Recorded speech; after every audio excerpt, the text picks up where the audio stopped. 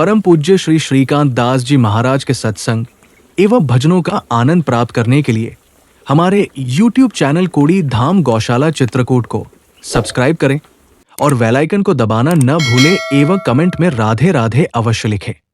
तो चाक्षुष मनवंतर की बात जब बताए तो बोले कि इसी मनवंतर में भगवान कच्छप अवतार धारण किए थे। तो वह कथा सुनाने लगे।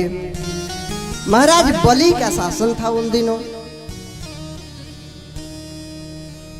देवता लोग परास्त हो रहे थे। भगवान के शरण में गए। भगवान ने कहा जाओ देवताओं, अब असुरों से संधि कर लो। हाँ, प्रेम से दोनों लोग रहो, लड़ाई झगड़ा में कुछ नहीं है। देवता लोग गए। भगवान ने कहा था संधि करके समुद्र मंथन करना, समुद्र मंथन से दिव्य रत्न प्रकट होंगे, सब लोग बंटवारा कर लेना आपस में, और उसी मंथन से अमृत का प्रादुर्भाव होगा। उस अमृत को पान कर लोगे जब, तब कभी मरोगे नहीं।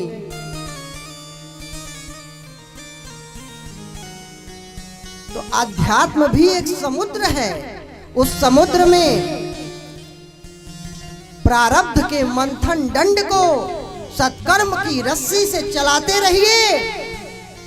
एक दिन इसी अध्यात्म सागर से प्रारब्ध के मंथन दंड और सत्कर्म की रस्सी से चलाते रहेंगे मथानी को, तो महाराज इसी अध्यात्म सागर से भक्ति रूपी अमृत का प्रादुर्भाव हो जाएगा। और फिर उसको पान करने के बाद मृत्यु रूपी पुनर्जन्म नहीं होगा, पुनरागमन नहीं होगा, भगवत धाम को प्राप्त हो जाओगे, अर्थात अमरता को प्राप्त कर लोगे। नहीं तो अमृत पीने से भी कुछ नहीं होना है। देवता भी मरते हैं, इनकी भी आयु निर्धारित है। इंद्रदेव की आयु कितनी है पता है? सिर्फ एक मनवंतर।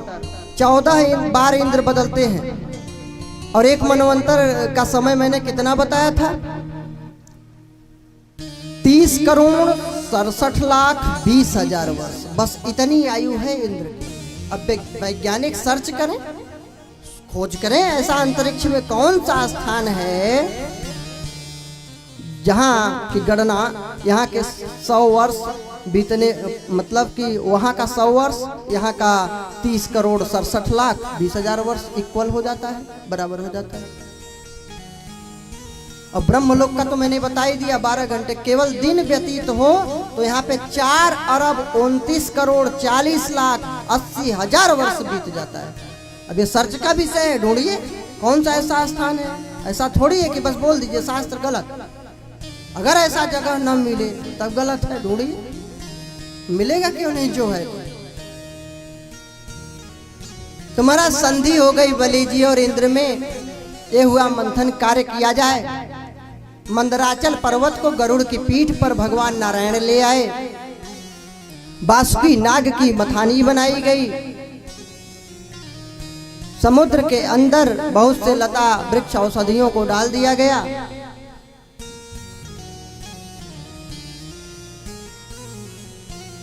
सागर मंथन का कार्य प्रारंभ होने लगा। महाराज मंदराचल समुद्र में धंसने लगा। अब सब चिंतित होने लगे, अब क्या करें। उसी क्षण भगवान नारायण का ध्यान किए। भगवान नारायण कछुए के रूप में प्रकट हो गए। बोले कच्छप भगवान की जय। 7 योजन 100 योजन विस्तार का पीठ बनाए। 1 योजन अर्थात 4 कोस। 1 योजन में कितना होता है? 4 कोस। 1 कोस में कितना होता है? 2 मील। तो लगभग 3 किलोमीटर का 1 कोस, लगभग 12 किलोमीटर का 1 योजन।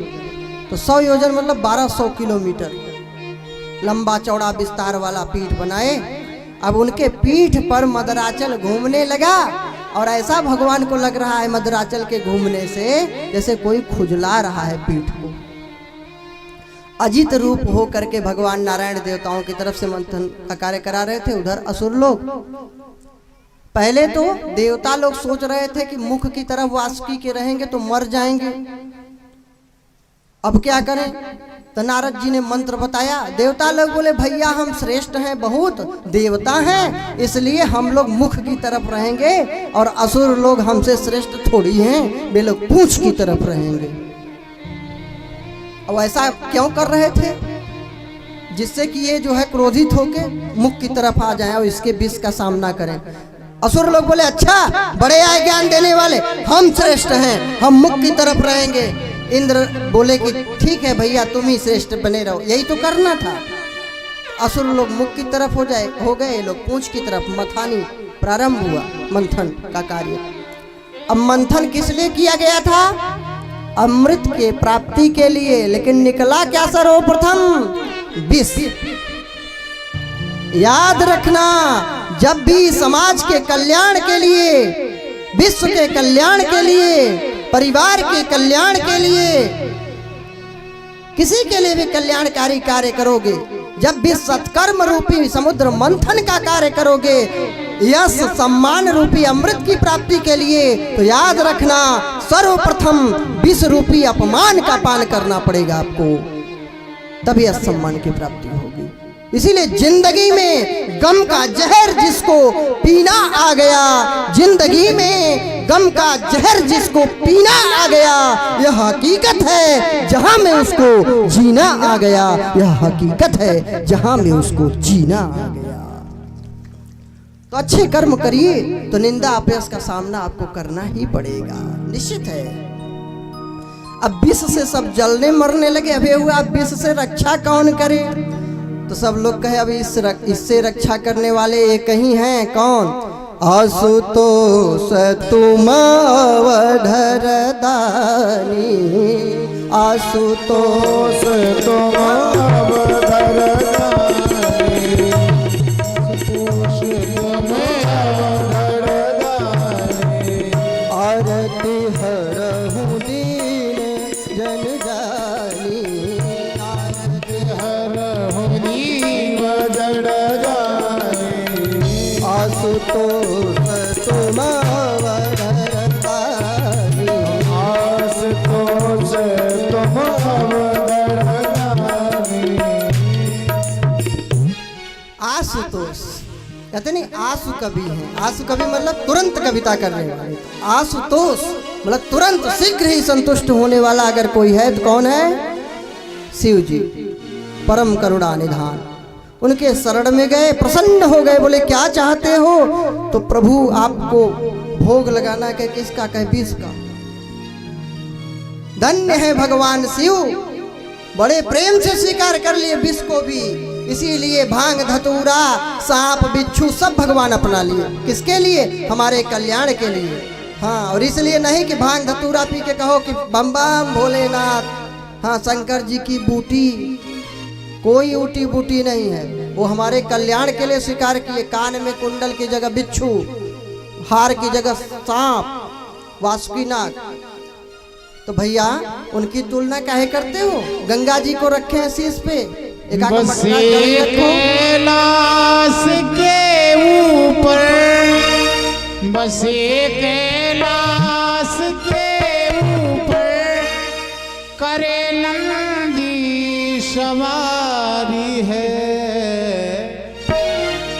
मेरा भोला भंडारी है, मेरा भोला भंडारी है, मेरा भोला भंडारी है। बसे कैलाश के ऊपर, बसे कैलाश के ऊपर, करे नंदी सवारी है, मेरा भोला भंडारी है,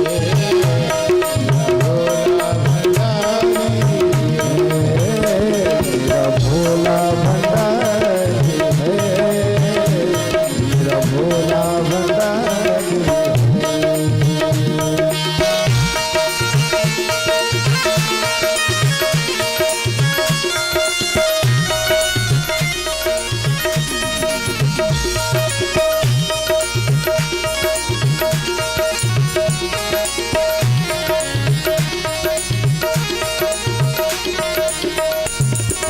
धतूरा भांग का भोजन लगाते शिव पुरारी है, धतूरा भांग भोजन लगाते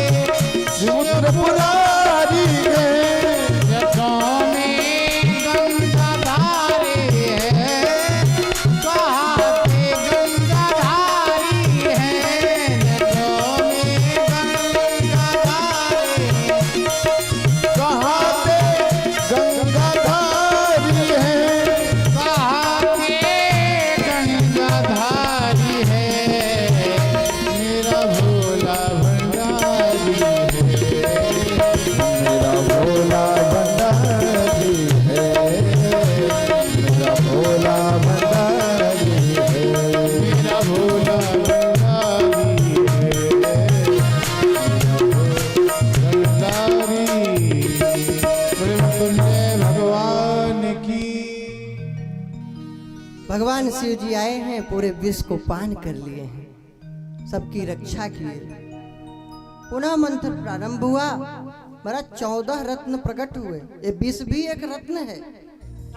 क्यों रत्न है? क्योंकि विष की औषधि भी विष ही है।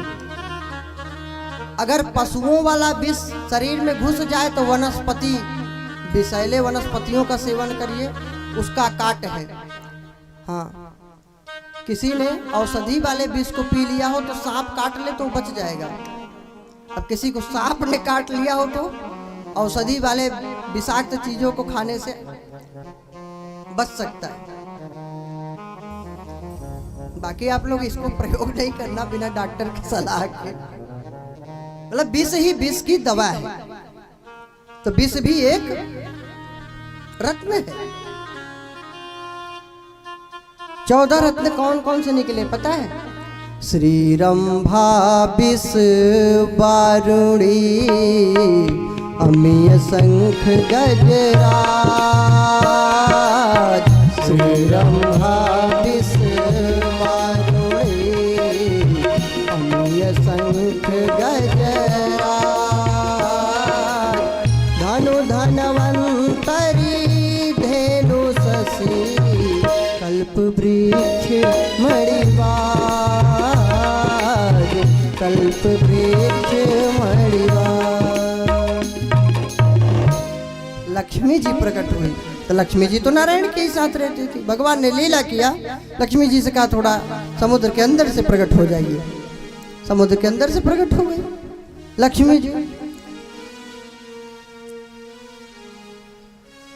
तो सब लोग सोचे लक्ष्मी को प्राप्त कर लूं, यही भूल हो जाती है। लक्ष्मी के पुत्र बन जाइए, अच्छी बात है। लक्ष्मी पति बनने की कोशिश मत करिए। लक्ष्मी तो नारायण की हैं, हम उनके पुत्र हैं।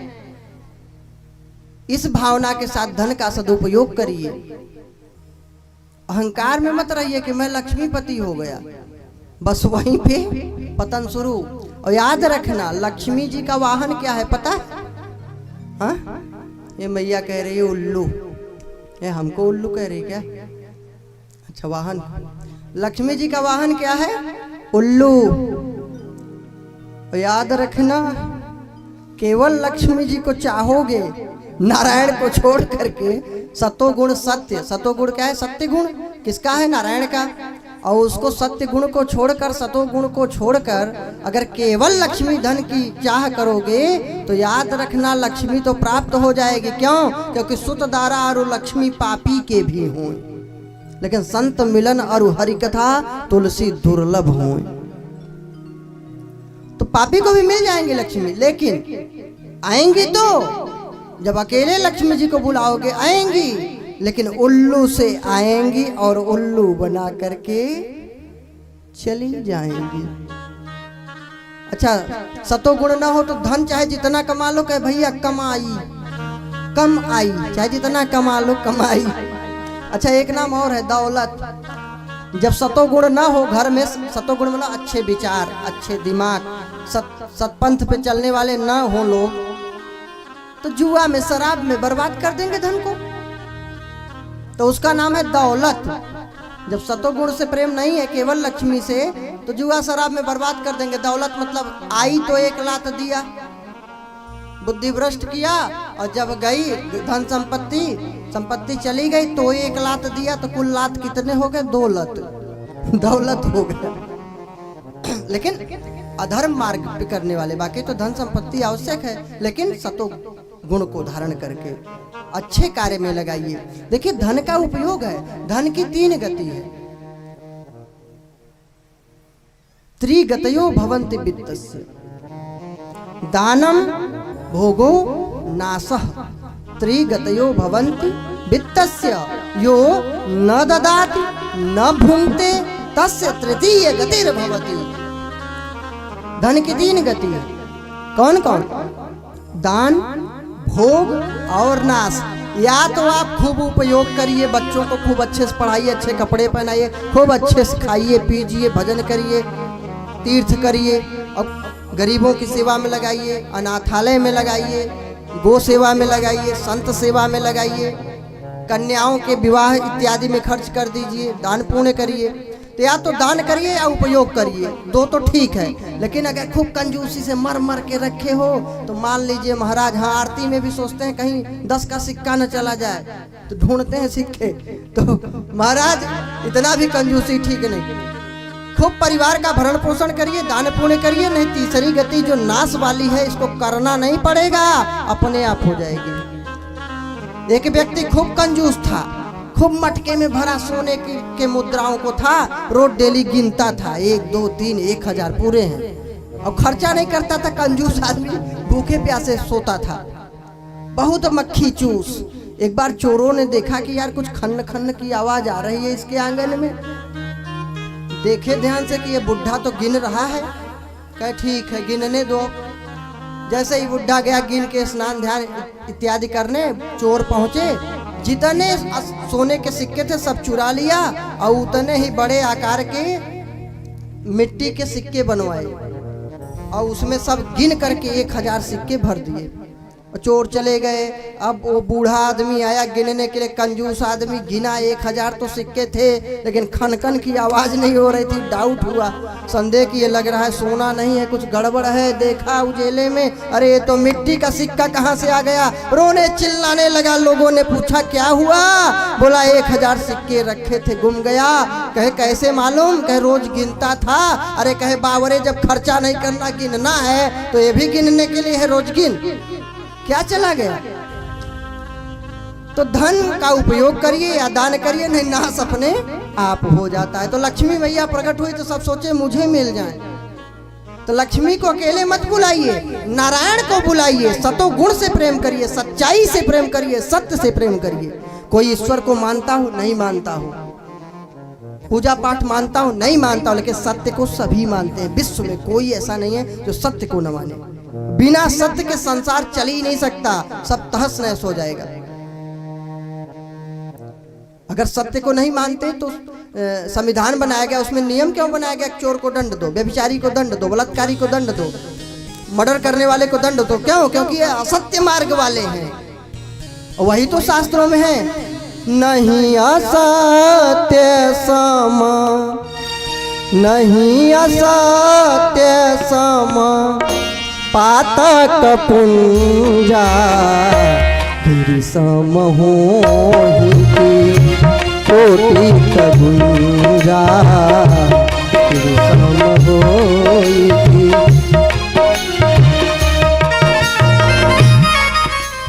और क्या सबसे बड़ा धर्म क्या है? सबसे बड़ा धर्म क्या है? सत्य।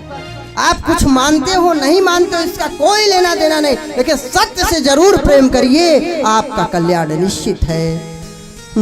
धर्म न दूसर, धर्म न दूसर, सत्य समान, धर्म न दूसर, सत्य समान, मनी गम पुराण बखाना, पुराण बखाना। सत्य से बड़ा कोई धर्म नहीं है संसार में। सबसे बड़ा धर्म क्या है? सत्य। केवल इसको पकड़ लीजिए, समझ लीजिए आप सब धर्मात्मा हो गए। बस सब जीवन में तो है, बस यही नहीं है। तो नारायण से प्रेम करिए। और नारायण किसका नाम है? नारायण का गुण क्या है?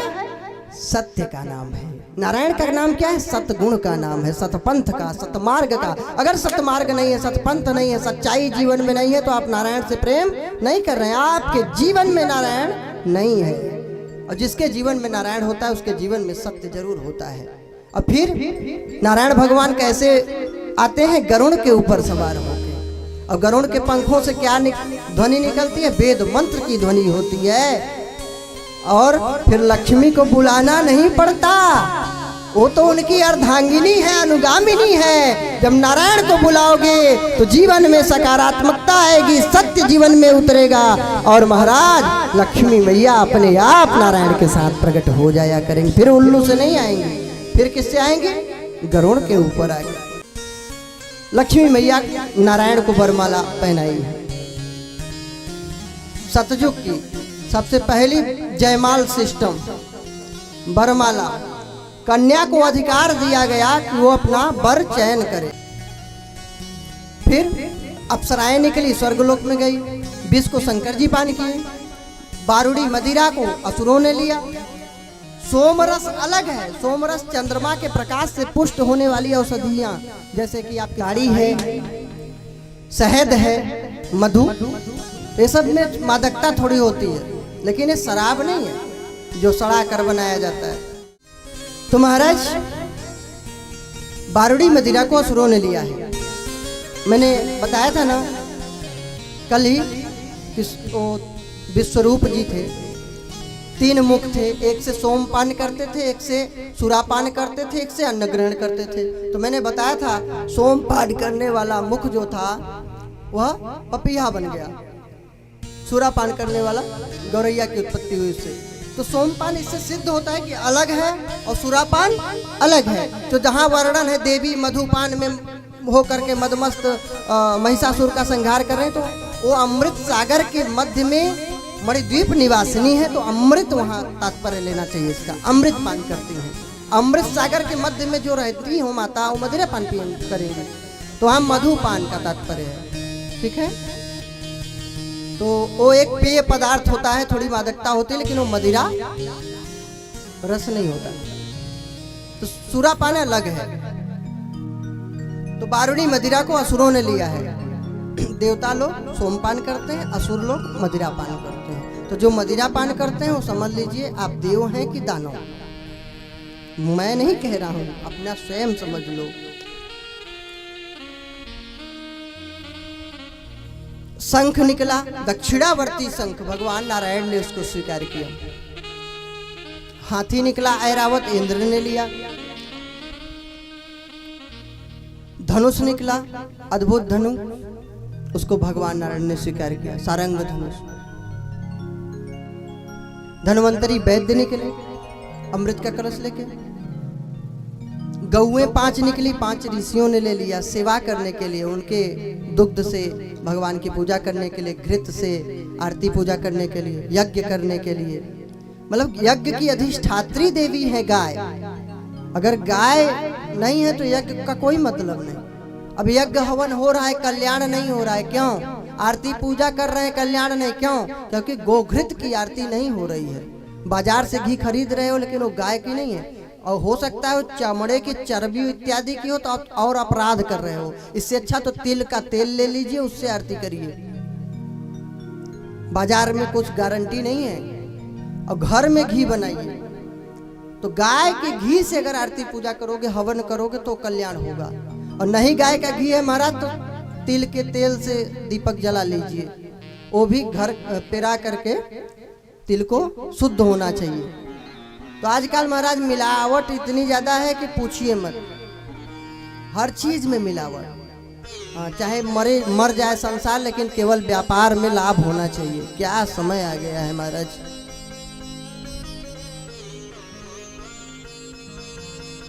तो गौएं निकली किस लिए? ऋषियों ने लिया यज्ञ करने के लिए, उनके घृत से। तो यज्ञ करना है तो किस घी से करें? गौ के घृत से। आरती करना है तो किसके घी से करें? गाय के घी से। अब आंख में दवा डालने के लिए घी जल्दी नहीं मिलता है। बहुत कम ऐसे धर्मात्मा है जो गाय पाल रहे हैं, ये सब छोड़ दिए। तो दवाई के लिए घी नहीं है तो क्या पूजा करेंगे? तो बाजार का ले, अब तो पूजा वाली घी भी है, पूजा वाला घी लो भैया। 100 रुपए 400 रुपए केजी, दूध 50 रुपए किलो है। 25-30 किलो दूध से फिर 1 किलो घी बनेगा, और किस हिसाब से 400 का घी मिल रहा है? कल्पना करिए कैसे मिलेगा भाई। 1500 का तो दूध ही लग जाएगा, फिर उसमें कहां से 400 में घी दे रहे हैं? सीधी सी बात है, मिलावट है, नकली है। तो शुद्ध गौ माताओं का सेवा करिए। सब लोग एक एक गाय बढ़िया पाल लीजिए, असली बढ़िया दूध बच्चों को पिलाइए, खुद पीजिए। अब गाय का गोबर गोमूत्र ये सबसे बढ़िया जैविक खाद बना के खेतों में डालिए। यूरिया DAP जहर सब खा रहे हैं, कैंसर बन रहा है, केचुए सब मर रहे हैं। धरती की उर्वरा शक्ति समाप्त हो रही है। तो गौएं निकली, उनको ऋषियों ने लिया। चंद्रमा का प्रादुर्भाव हुआ समुद्र मंथन से, कल्प वृक्ष निकला, देवता लोग ले लिए। मणि को, कौस्तुभ मणि को भगवान नारायण स्वीकार कर लिए, और उच्चैः श्रवा अश्व को, घोड़े को बलि जी महाराज लिए। ये 14 रत्न निकले अमृत को लेकर। जैसे ही धन्वंतरी महाराज निकले, सब असुर लड़ने लगे, झपट्टा मार के छीन लिए। और असुर तो असुर, उनका सुर ही अलग है, वो काहे को पिए, लड़ रहे हैं, भाग रहे हैं। ऐसे लड़ाई झगड़े में 4 जगहों पे अमृत की बूंदें गिरी।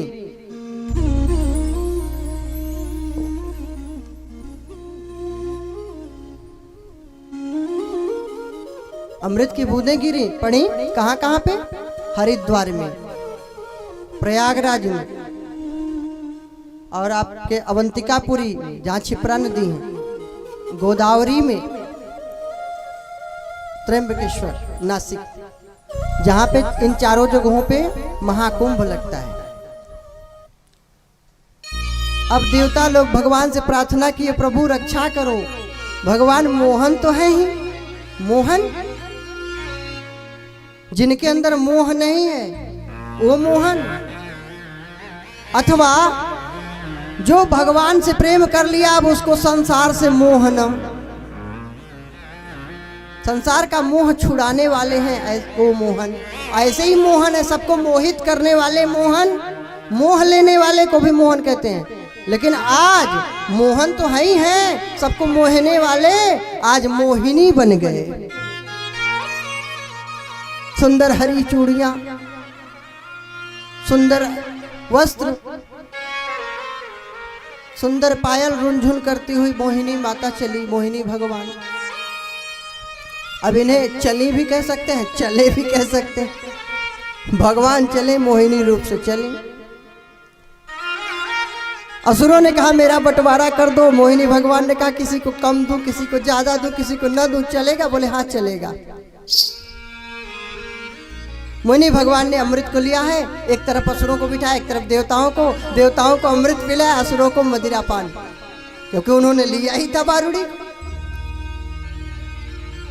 राहु देख रहा था, उसने देवताओं का वेश बना करके, छिप करके देवताओं के तरफ बैठ करके अमृत पान करने लगा। सूर्य और चंद्रमा ने बता दिया, भगवान ने सुदर्शन से उसका उद्धार कर दिया। बिना अमृत पान के ही नाक में दम किए रहते हैं। अब समझो, असुर मतलब आतंकवादी, राक्षसी प्रवृत्ति, दुष्ट, आतताई, अपराधी, बिना शक्ति के इतना अपराध, और अगर इनको अमर कर दो तो क्या करेंगे संसार का। इसलिए भगवान ने गर्दन को अलग कर दिया। वही दोनों धड़ और शीश, एक भाग राहु हो गया, एक भाग केतु हो गया। चंद्रमा सूर्य से बैर होने के कारण आज भी सूर्य ग्रहण, चंद्र ग्रहण लगाता है। ऐसी शास्त्रों की मान्यता है। विज्ञान उसे एक भौगोलिक खगोलिक घटना मानता है, जो भी मानता हो, लेकिन उसमें मेन कारण छाया ही है। अब उस समय वही सत्य था, और क्या पता आगे किसी समय भी यही सत्य लगे। ये तो प्रभु की इच्छा। हमें तो कथा में आनंद लेना है बस।